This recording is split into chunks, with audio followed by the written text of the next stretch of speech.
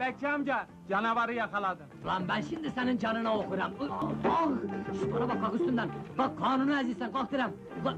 Sıkı tut Bekçi amca, sakın bırakma han. Alçak herif. Ya bakın! Çık dışarı! Çık direm sana! Ah! Kanunu ezip kaçıysan ha, ben seni şimdi yakalarım! Gel buraya, kaçma!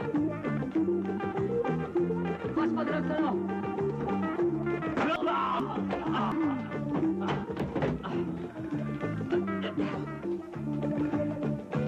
Bekçi amca, Bekçi amca, sen onu sıkı tut, ben karakola haber verip geleceğim, tamam mı? Merak etme! Ah! Şimdi de kanunu itip kaçıysan ha, ben sana gösteririm! Kaçma, teslim ol! Dur direm sana! Kanunu yorma! Kaçma!